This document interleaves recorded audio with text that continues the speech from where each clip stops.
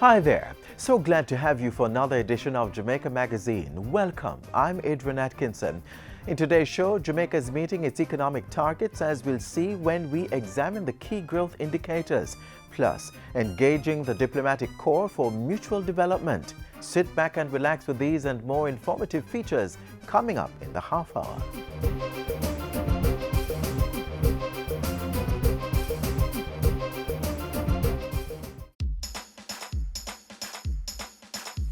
We want a productive Jamaica. We are not productive Jamaicans. Productivity to move forward on this land. Productivity, that's the way to go, we should understand. Productivity is the way to go for all us Jamaicans. Small business, big business, old and young, we are tell every woman and man. We want growth and prosperity for a better nation with a building plan. So we can build our product and sell our product and put more money in our hand. Our economy can rise to a level and build a better nation. Productivity to move forward on this land. Productivity, that's the way to go, we should understand. Productivity to move forward on this land. Productivity, that's the way to go, we should understand. Productivity, pathway to prosperity. A message brought to you by the Jamaica Productivity Center, a department of the Ministry of Labor and Social Security. The goal towards a stronger economy with higher levels of per capita GDP inches closer under the government's 3-year precautionary standby agreement with the IMF. The latest update on selected economic performance targets shows this consistent positive trend. Take a look.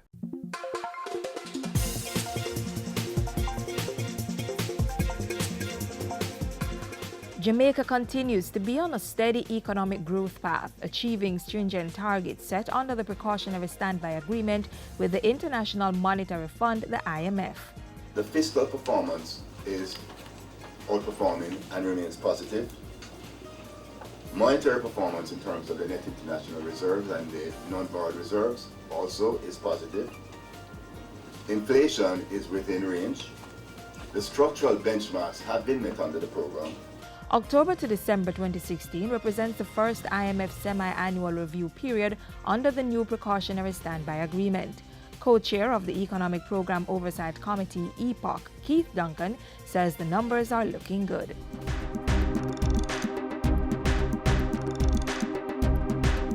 During the period, gross domestic product is estimated to have increased by 1.5%. Central government generated a primary surplus balance of $76.6 billion, exceeding the target by $22.6 billion or 42%. Tax revenue intake remained buoyant as collections exceeded the target of $300 billion.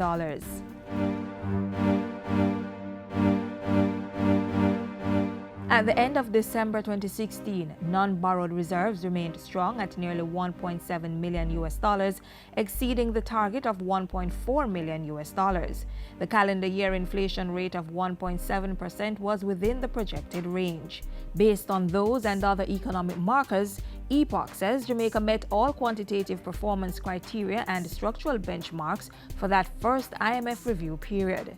All structural benchmarks that were due at the end of December 2016 were met. And these were actually two structural benchmarks. One was the new rates and bands for property taxes under the 2013 land valuations, which were completed and submitted to Cabinet in December 2016, and the operationalization of the Financial System Stability Committee by finalizing the appointment of 2 external members by November 2016. The Financial System Stability Committee will ensure that the financial sector stands up and remains stable in the event of shocks, disruptions, or crises. So, if we are to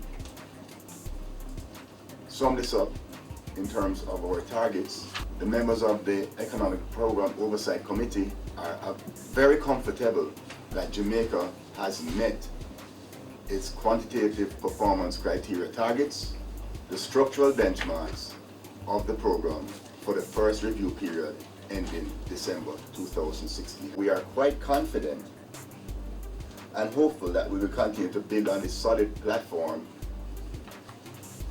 going into the second review period ending June 2017.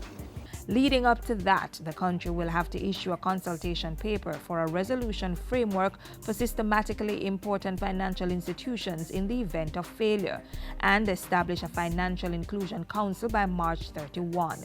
In the event of a crisis, a fallout, whatever, that may occur in the financial services, how would, it's almost like a living will, how in a structured and a program manner would financial institutions be allowed to be managed to ensure that at the end of a crisis that the depositor, the investor, is not at risk. The Council is to implement the Cabinet-approved Umbrella Financial Inclusion Strategy for the period 2016 to 2020. We are all aware that 34% of Jamaica is underbanked or don't have an account with a commercial bank. The Financial Inclusion Council's objectives are to, one, to give access to insurance, credit, savings. We see mobile money, we see the whole agent framework. So this is to get to the underbanked. Jamaica, achieving sustained success in meeting timelines for structural benchmarks and measures under the precautionary standby agreement with the IMF, laying a solid platform for sustainable economic growth.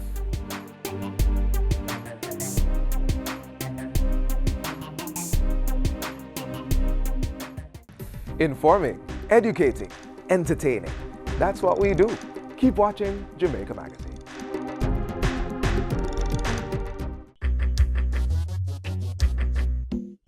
Nutritious food, succulent dishes, superior workmanship, and excellent service.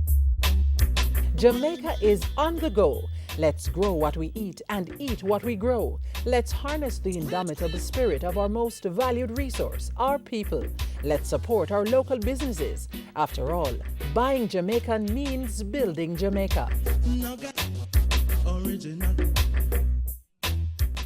The diplomatic corps plays a fundamental role in maintaining and strengthening relations between Jamaica and various countries.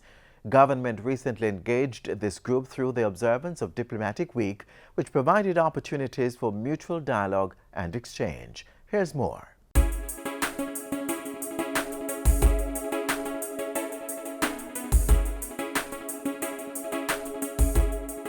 The week of February 5 to 10, 2017 was used by the government to engage partners and strengthen its relations with the international community. It was Diplomatic Week, an occasion to celebrate strong alliances, bonds of friendship, and successes achieved over the years. Our theme for Diplomatic Week 2017, growth through partnership, captures our resolve to fully appreciate the profound link between Jamaica's growth and development agenda and our foreign policy goals and objectives. It is a thoughtful expression of the value we place on the partnership with you and your countries, one which is critical to the achievement of stability and sustainable development for the Jamaican people and indeed for the people of the countries you represent. The week was also an opportunity to seek out other areas of cooperation. These were relayed at the various activities planned for the delegates or diplomats. Among them were a church service and work meetings. Minister of Foreign Affairs and Foreign Trade, Senator Kamina Johnson-Smith, used the church service platform to emphasize the importance of bilateral partnerships for Jamaica to succeed on its path to economic growth. We recognize that if Jamaica is to succeed in this bold effort, we cannot do it on our own. The Foreign Ministry is therefore focused on building bridges between local and international partners. That conversation continued when the minister addressed the diplomatic mission on February 7. A second plank of our strategy is the forging of new relationships and alliances with emerging markets. She pointed out that the government was reviewing its network of honorary consular representatives to determine if stronger bilateral ties could be established in areas of mutual benefit. The majority of our honorary consuls are citizens of your countries, and their service to Jamaica provides a valuable bridge in the process of bilateral cooperation. we intend to build on this. Prime Minister Andrew Holness also addressed the diplomatic mission. The enduring, warm, and mutually beneficial relations Jamaica enjoys with each of your countries stand as a testament that you share our vision of building partnerships for sustainable growth. The meeting generated conversations from members of the diplomatic missions in relation to Jamaica's approach to maritime security and crime and violence. Recently, we have acquired 2 medium-range vessels from a Dutch company that will help significantly in reducing the flow of light arms, small weapons into the country. We do want the support of your countries in ensuring that the various treaties that surround the proliferation and trade in light and small weapons and light arms that have such a negative impact on countries like Jamaica, that those treaties are supported and indeed effected. We caught up with the ambassadors and high commissioners at a dinner at King's House to get their feedback. The delegates responded to concerns of security and violence and expressed areas of consideration for working relations. I think regional security, maritime cooperation is something that's very important to us. As you know, the Kingdom of the Netherlands consists of the Netherlands in Europe as well as the autonomous countries of Aruba, Curaçao and St. Martin. And so we have a joint interest in regional security, in fighting drug trafficking by sea and by air in this region. So that is one of our priorities, and I believe it's also one of Jamaica, so I feel that we can really work on that these coming years. I would like to emphasize that I'm being very encouraged listening to your Governor General and his strong stance on violence against women, and also that gender violence is an impediment to economic growth and prosperity. And I would like to express my government's support for the work that Jamaica is doing in this regard. Others were eager to share successes of continued relations and future partnerships through sports. We love our cricket, our netball, so I'm very excited about trying to get our New Zealand cricket team up here and our netball team to come and play here in Jamaica. One thing I must mention, Jamaica has been a very strong supporter of our human resource development efforts. We have to date trained more than 100 of our medical students at the Mona campus of the University of West Indies. We are very grateful for that support, and I'm here really to try and cement the relations between the two countries in that regard. Later that evening, Governor General Sir Patrick Allen addressed the gathering of some 120 members of the diplomatic corps. Your Excellencies, the unique experience called Diplomatic Week has for almost 2 decades been providing the opportunity for mutual dialogue and exchange between our diplomatic communities, particularly those that are non-resident. Of integral importance is the opportunity to renew acquaintances, establish new contacts, experience firsthand the interactions with the Jamaican people. The representatives come from various regions and reflect the reach and diversity of Jamaica's diplomatic relations. The delegation included 23 non-resident high commissioners and ambassadors and 29 high commissioners, ambassadors and chargé d'affaires who reside in Jamaica. Prior to the dinner, letters of credence were presented to the Governor General. Among the countries who made their presentations were the Republic of Sudan and the Kingdom of Morocco in Africa. From Western Europe, the representatives were from the Swiss Confederation, the Kingdom of the Netherlands, the Republic of Finland, the Kingdom of Sweden and Ireland. From the Commonwealth, the High Commissioner from the People's Republic of Bangladesh also presented their letters of credence. Diplomatic Week was deemed a success, and going forward, the Dean of the Diplomatic Corps had this to say. The most important after this week that we have an update about how it's going the country, what we can do to strengthen the relations with each country that has been represented here is continue forward. And the most important is to stretch more the relations business, exchange, commerce, etc.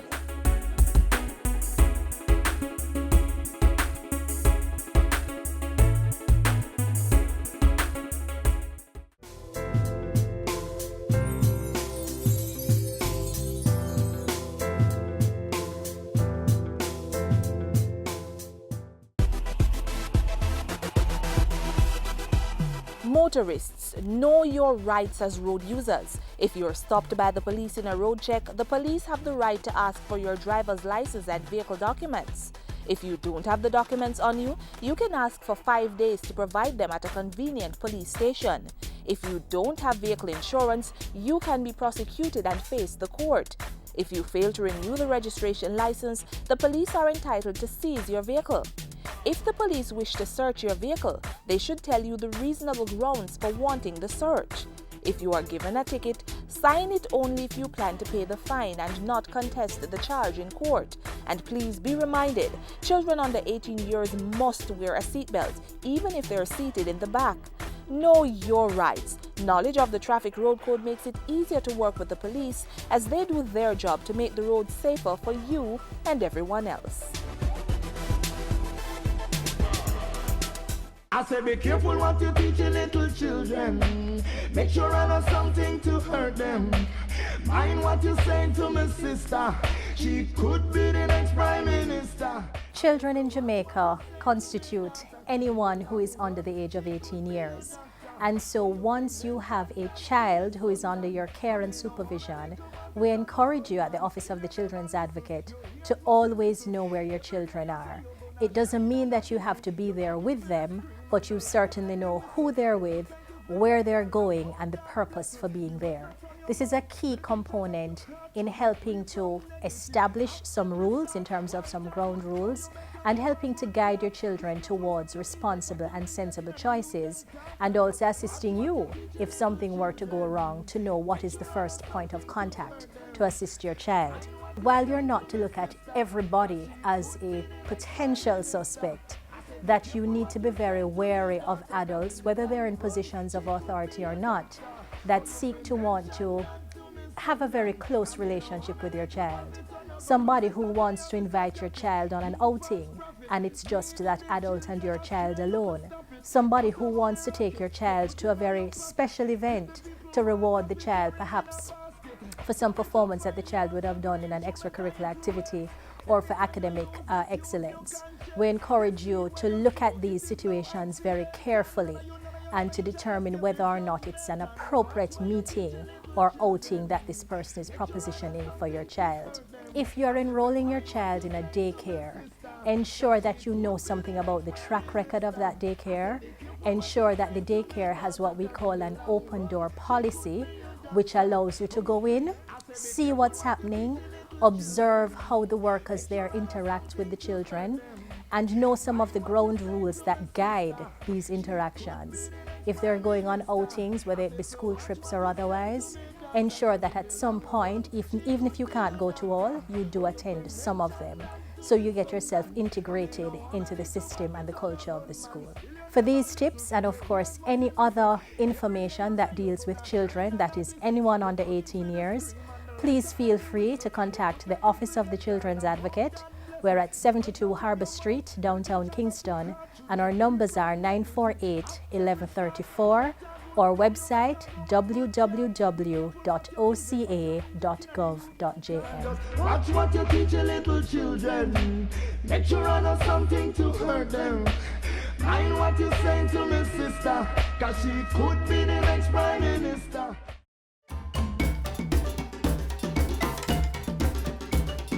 On the board this week, the Rural Agriculture Development Authority, RADA St. Andrew, will be hosting a workshop under the theme Utilizing Suitable Resources, Strategic Planning and Proper Execution, the Key to a Sustainable and Successful Business.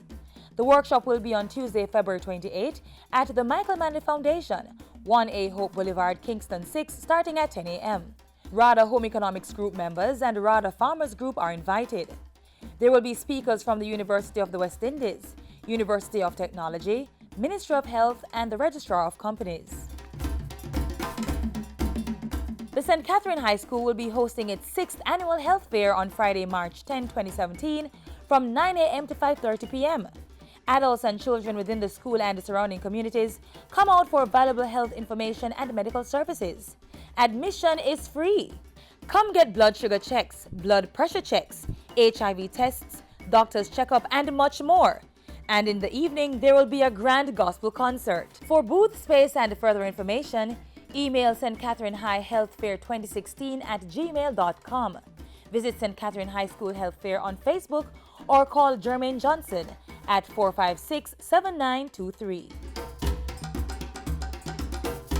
Knox Community College, under the auspices of the United Church in Jamaica and the Cayman Island Cobbler Campus, presents College Day under the theme Forging Forward, a New Horizon beckons on Wednesday, March 15, 2017.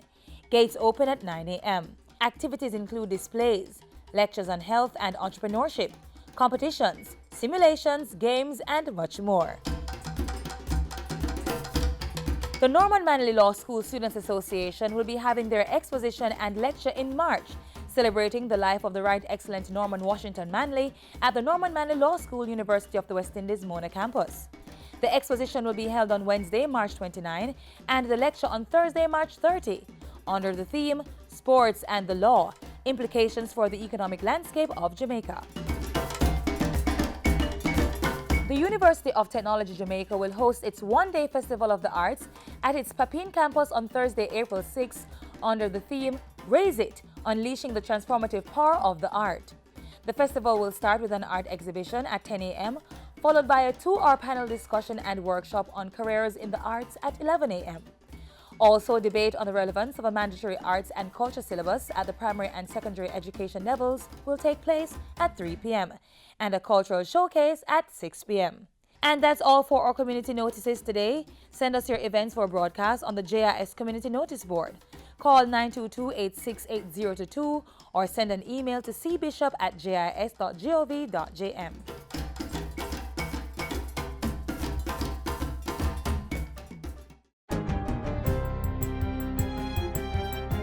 Hi there, I'm Simone Wolf with your JIS News of the Week.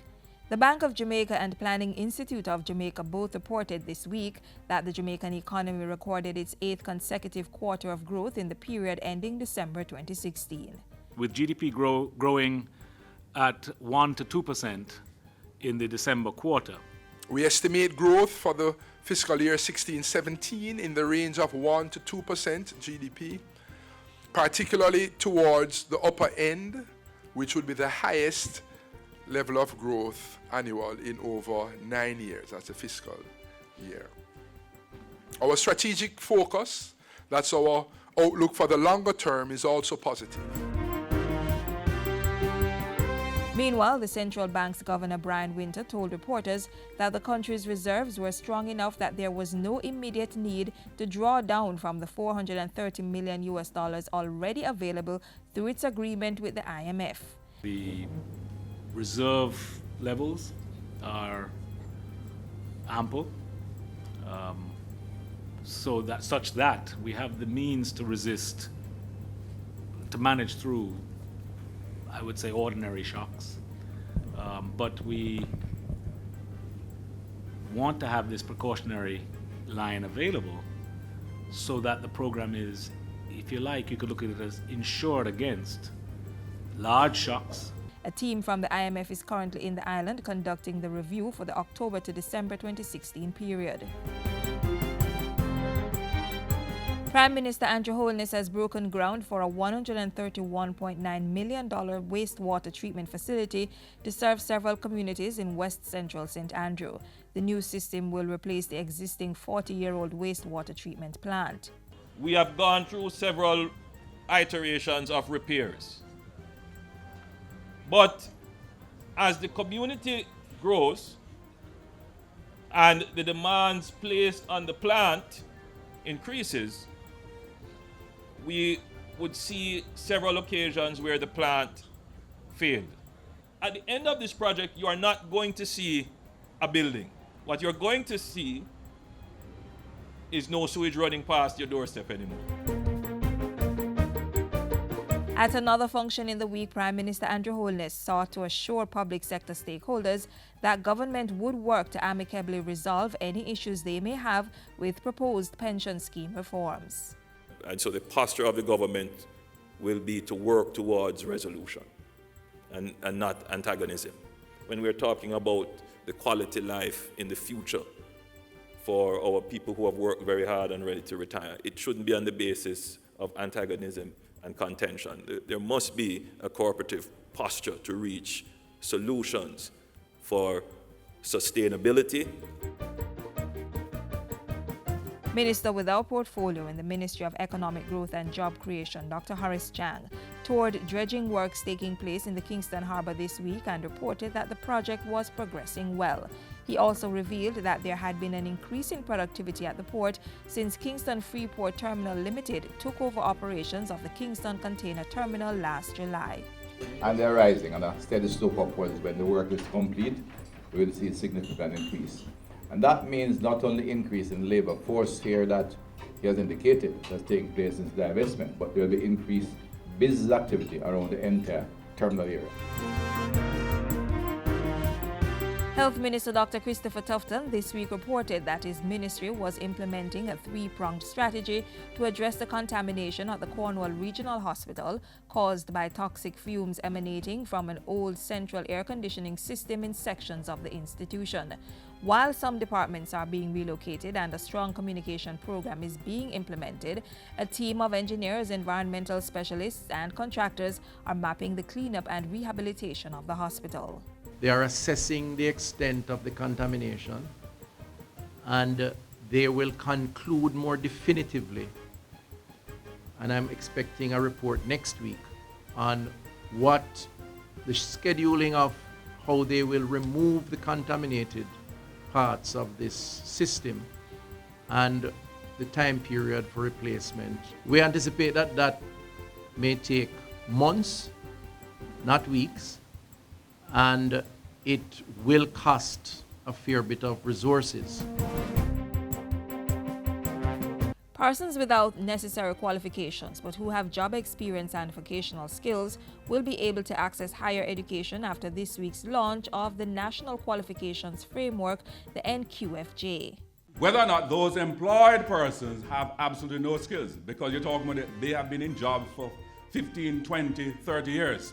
They obviously by now have some skills and competencies and abilities. And so where you are going to validate those workforce competencies, they themselves are going to be credits that could be utilized to access further education and training. So that is part of how beneficial this framework will be. And finally, Cabinet has approved a special budgetary allocation of $200 million to support the execution of Jamaica 55 celebrations this year. Cabinet also approved the establishment of the Jamaica 55 Secretariat within the Ministry of Culture, Gender and Entertainment, and to be responsible for the planning and implementation of the year-long activities. The observation of Jamaica 55 is to take place from January 1 to December 31, with the main celebration period to coincide with the annual independence celebrations. And those were some of the stories making news this week. I'm Simone Wolf.